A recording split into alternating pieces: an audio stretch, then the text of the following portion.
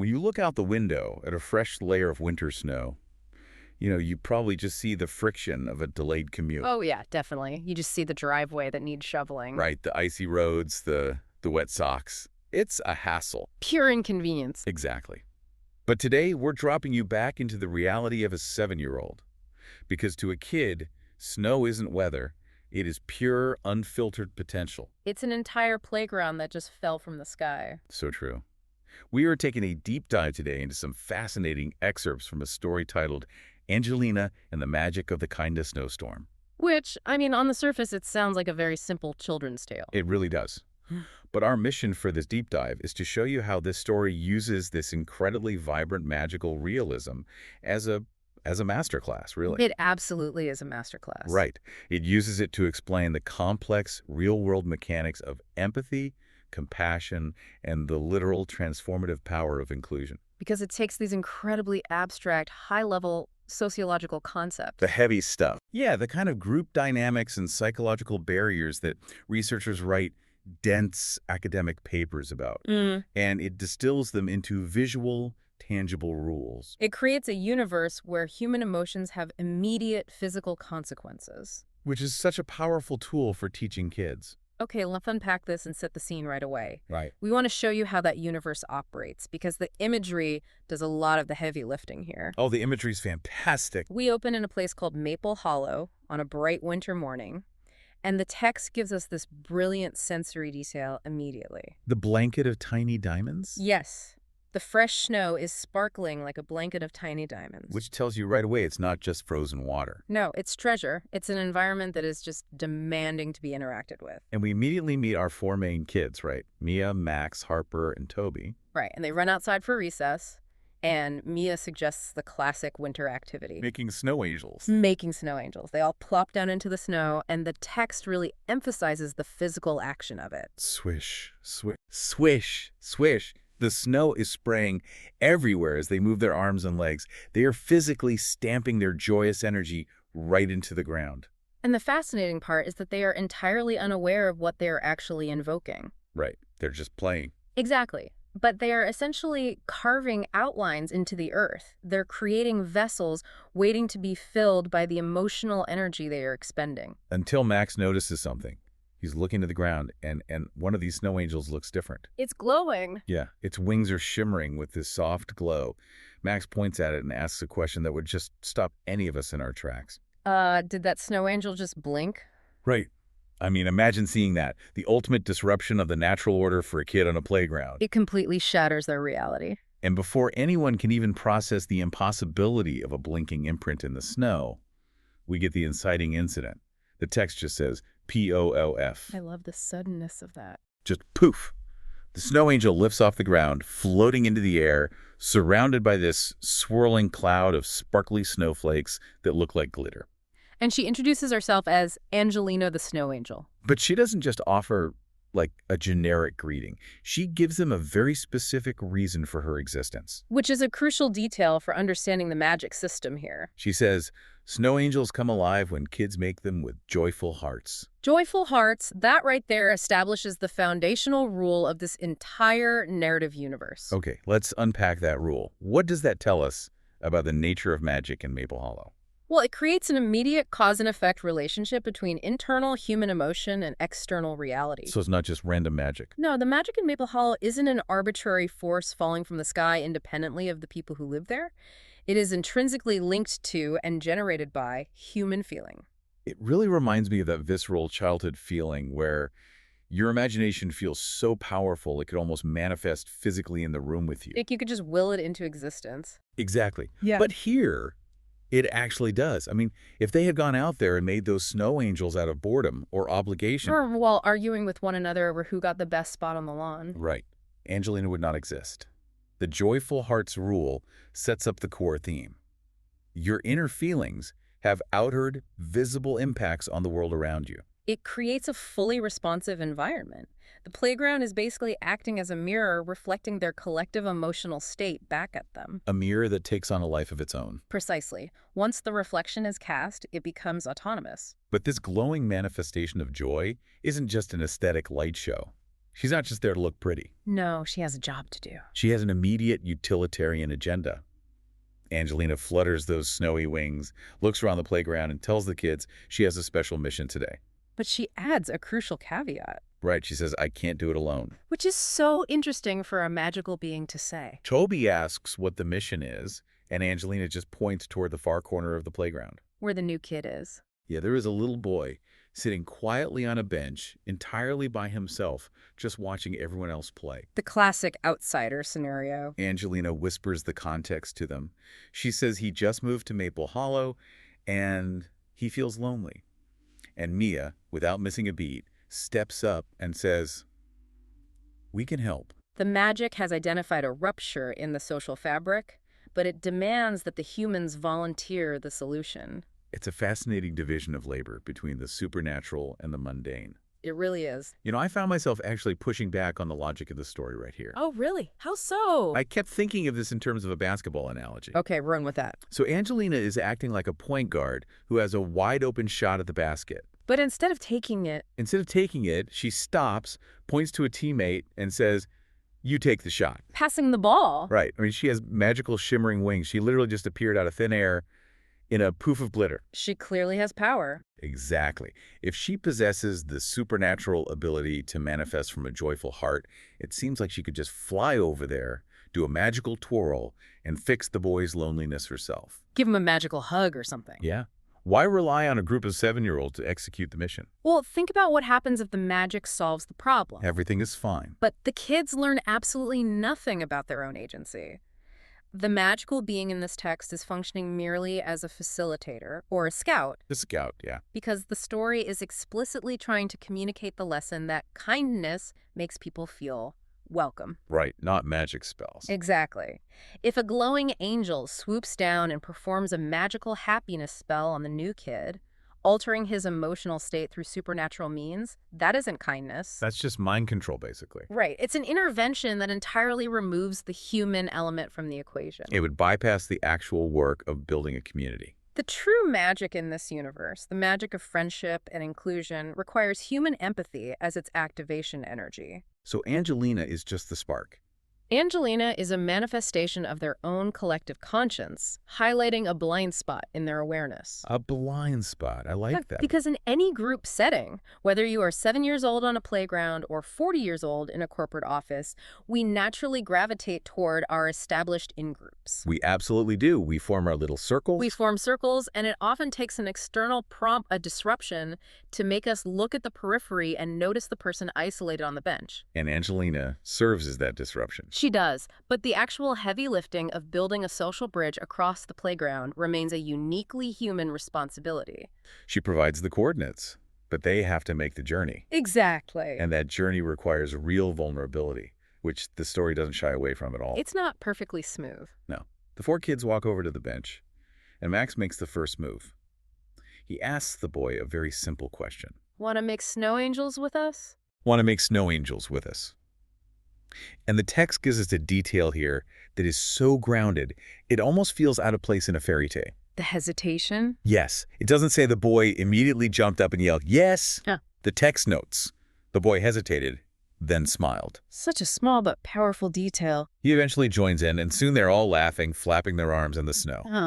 And as they do this, the environment reacts to their action. The magic kicks back in. Angelina starts twirling happily above them, and the text describes a kindness snowstorm. A kindness snowstorm. Tiny glowing snowflakes start floating down around them, and with every laugh and every kind word, Angelina's wings shimmer even brighter. It creates a brilliant visual metaphor for emotional contagion. It really does. It completely mirrors the mechanics of a positive feedback loop in audio engineering. Oh, like with a microphone. Yeah, exactly. You know, a microphone picks up a sound from a speaker, feeds it back into the system, and the sound just amplifies exponentially until it fills the whole room. Right, it just builds and builds. The kids project a small amount of kindness. The magic picks it up and amplifies it by dropping these glowing snowflakes, which in turn makes the kids laugh more. Which makes the magic glow even brighter. It's a self-sustaining cycle of positive reinforcement. But I really want to linger on that one specific word the author chose to include before the snowstorm starts. The hesitation. The hesitation. In a magical children's story, where angels are popping out of snowbanks. Why include that moment of friction? Because that single word grounds the entire magical narrative in profound psychological reality. It makes it real. It does. Think about the very real social anxiety of being the outsider. It's terrifying. When you are the new person, whether that's at a new school, a new job, or a neighborhood block party, an invitation from an established group isn't just a friendly gesture. It's a spotlight. It is a terrifying spotlight. Because you're standing there running a massive risk calculation in your head. Like, are they making fun of me? Is this a trick? What if I do the activity wrong and they reject me anyway? Right. The stakes feel so high. Because the human brain is evolutionarily hardwired to view social isolation as a threat to survival. Wow, so it's literal survival instincts kicking in. Yes. When you are on the outside of the tribe, your nervous system is on high alert. That hesitation the boy experiences is the sheer weight of vulnerability. He's overcoming his own biology. By including that pause, the text acknowledges to its young readers that social interactions aren't always seamless, frictionless events. It validates the fear associated with stepping into the unknown. And the story insists that the kids extending the invitation have to hold the space for that fear. They have to be patient. Overcoming the hesitation, the boy choosing to smile and step into the group despite his nervous system blaring alarm bells, is what makes the inclusion meaningful. If you were just a cheerful archetype who immediately jumped in without a second thought, the kid's kindness wouldn't have required any real empathy. Or patience, it would have been too easy. The text is demonstrating that true inclusion requires giving the outsider the time to assess safety. And once he makes that leap, the kindness snowstorm serves as the visual reward for navigating that complex social friction. It takes the abstract concept of belonging and makes it concrete for a young reader. Because empathy is tough to visualize. Empathy is a notoriously difficult concept for a child to grasp because it happens entirely invisibly inside someone else's head. Right, you can't point to empathy. But a glowing snowflake that manifests in the air the moment you say a kind word, that provides a one-to-one correlation. It proves the text's explicitly stated lesson that small actions can make a big difference. You say a kind word, the environment physically brightens. It is incredibly empowering for the reader. It translates to, you have the power to literally change the lighting and the atmosphere of the room you're standing in through your behavior. It's an amazing lesson to internalize. But playgrounds eventually empty out. Recess doesn't last forever. The bell always rings. As the bell is presumably about to ring, Angelina floats down to them one last time. She confirms the mission is complete because they helped someone feel welcome. Mission accomplished. Then she gives them a final gift.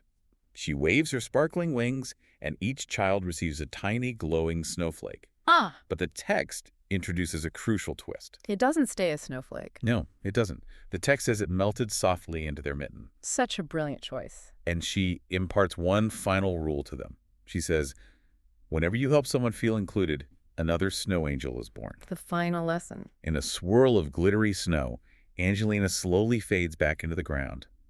She's gone. The magic recedes. The kids look down, and there's just one final snow angel shape glowing softly in the snow. And the story ends with this wild sensory observation. Yes. It says, and somehow the playground felt warmer than before. The author manages to pull off a beautiful oxymoron to close the narrative. Warm snow angel. A warm snow angel defies the very nature of winter, yet it perfectly encapsulates the emotional shift of the space. I was really struck by the mechanics of that final gift, though. The melting snowflake. Yeah. I'm looking at this melting snowflake and thinking about the concept of scaffolding in education. Oh, that's a great connection. You use temporary supports to help a student build a new skill, but eventually you have to take the scaffolding away so the structure stands on its own. You can't leave it up forever. Exactly. If they just completed this grand magical mission, the instinct in a fantasy story would be to give them a permanent magical object. Like a glowing crystal they can put on their nightstand. Or a magic ring to summon Angelina again. Why have the gift melt away into their clothes? Well, your scaffolding analogy hits the exact psychological mechanism the story is deploying. Okay, tell me more. If we look closely at the underlying pedagogy of the text, the melting snowflake is the ultimate symbol of internalization. Internalization? Yes. At the beginning of the recess period, the magic was entirely external. It took the form of Angelina, a separate, autonomous entity who had to point out the lonely boy. The kids needed a literal glowing angel to guide their moral compass and show them where their empathy was required. Because they needed the external prompt to overcome their in-group bias. Right, they wouldn't have noticed him otherwise. But the goal of any effective teacher, or in this case, a magical guide, is to render themselves obsolete. That is the ultimate goal, isn't it? In behavioral psychology, when you are trying to establish a new pro-social habit, you often start with an extrinsic reward. A sticker chart or something. Exactly. But for the behavior to last, it must transition to intrinsic motivation. So they do it just because it's the right thing to do. Right. By having the glowing snowflake physically melt into their mittens, the story visually represents that transition. Oh, wow. The magic isn't an object outside of them anymore to be consulted or summoned. It has physically merged with them. The capacity for that magic is now a part of their own internal operating system. Precisely. They don't need a supernatural scout to scan the perimeter for isolated kids tomorrow. They've learned the skill. They now possess the inherent sensitized power to recognize isolation themselves and to spawn new snow angels through everyday acts of empathy. That final rule. Whenever you help someone feel included, another snow angel is born. It functions as a formal transfer of power. Angelina is handing the baton to the children. She is telling them that they are now the generators of the phenomenon they just witnessed. Which perfectly explains why the text explicitly notes that the playground felt warmer than before, even though the source of the magic has vanished. Right, because the environment has fundamentally and permanently changed. But Angelina isn't there to maintain the thermostat. The kids are the source of the warmth now. The warmth isn't magical heat radiating from the snow. It's the warmth of a community baseline that has just expanded to include someone new. The friction of the boy's isolation has been entirely replaced by the comfort of his belonging. It's such a beautiful shift. It connects directly back to the story's final lesson. Kindness can bring magic to life, especially when we help someone feel they belong. It really takes the reader on a complete journey. From unconscious action to guided intervention to internalized empathy. It demonstrates that the complex social dynamics we navigate every day can often be distilled down to very simple, albeit brave, choices. Do we leave the person on the bench, or do we invite them into the snow? Do we invite them into the snow? Man, we've covered a lot of ground today exploring how Angelina and the magic of the kindest Snowstorm utilizes sparkling diamonds of snow, shimmering wings, and oxymoronic warm playgrounds to break down the mechanics of human connection. It really is a surprisingly deep text. We've seen how the magic of this world requires human emotional fuel to exist at all, how supernatural intervention is sometimes just a necessary prompt to overcome our own social blind spots. And how empathy isn't just an abstract idea. No, it's an active practice that can quite literally alter the temperature of the room you're in. The feedback loop of inclusion operates in our own lives constantly, even if we lack the visual aid of glowing snowflakes to confirm it. I love that. Angelina's parting words were a promise that whenever you help someone feel included, a new snow angel is born. It's a striking metaphor. It is a striking metaphor for the real-world ripples of our actions. We don't have glowing glitter appearing in the air when we do something kind, but the shift in the atmosphere, the sudden drop in someone else's anxiety, the relief of being seen, is just as real and just as tangible. Absolutely. Considering the mechanics we've unpacked today, I want to leave you with a question to ponder. Think about your own spaces. Yeah. If you look around your own environment, your workplace, your neighborhood, your social circles, or even your digital communities, who's currently sitting on the proverbial bench in the far corner. There's always someone. And what invisible snowstorms, what lasting internalized warmth might you be entirely capable of creating right now, simply by taking a moment to notice them and asking them to join in?